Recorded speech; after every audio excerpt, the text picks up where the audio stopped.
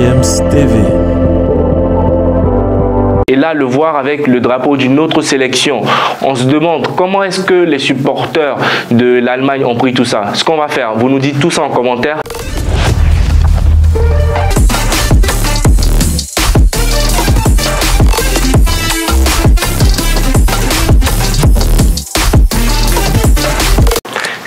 Salut les amis, très content de vous avoir aujourd'hui sur le débrief.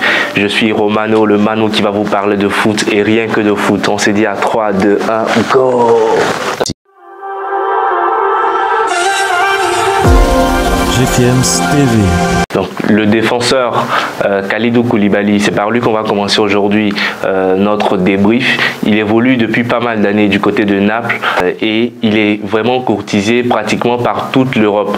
D'abord, on a eu écho du PSG qui voulait à tout prix le signer. On sait déjà d'office que le Barcelone lui fait la cour depuis 2 années maintenant.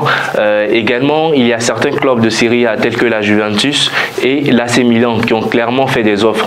Mais depuis peu, il se peut qu'il se tourne vers le club de Chelsea qui a récemment été racheté par un riche homme américain et le contrat est sous le point d'être signé. On ne va pas trop s'avancer sur ce sujet-là, mais il risque également d'avoir un peu de concurrence au niveau de Chelsea puisque Chelsea vise également le défenseur Skriniar qui devrait s'engager depuis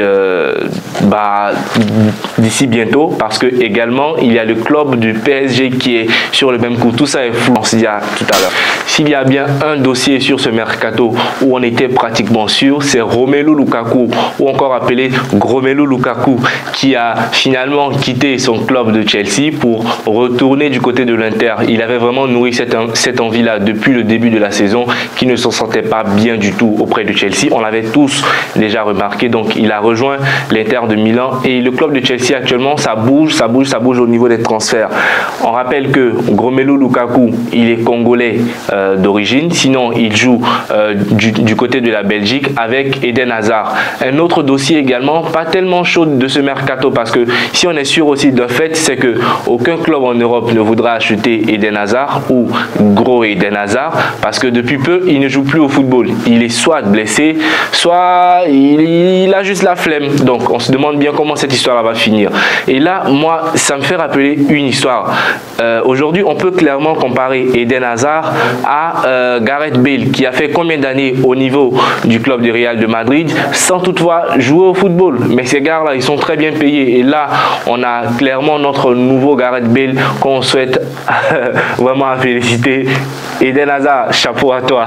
S'il y a également un dossier chaud de ce mercato, c'était au niveau de Rudiger, l'ex-défenseur de Chelsea qui s'est engagé auprès du Real de Madrid, le club aux multiples Ligues des Champions, le club qui a mis tout le monde d'accord depuis quelques années, même les supporters du Barça.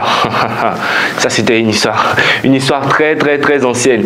Et là, on l'a vu lors de sa signature avec le drapeau de la Sierra Leone, sachant très bien qu'il est d'origine de la Sierra Leone, ses parents le sont, mais lui, il évolue depuis pas mal d'années au niveau de la Mannschaft, l'équipe de l'Allemagne, avec qui il a même disputé la Coupe du Monde. Et là, le voir avec le drapeau d'une autre sélection.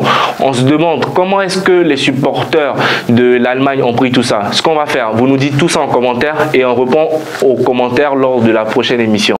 Le débrief, c'est tout pour aujourd'hui. On espère que vous avez aimé l'émission. On espère que vous allez vous abonner, liker et surtout partager. On se reprend pour une prochaine édition du débrief et d'ici là, portez-vous bien la famille.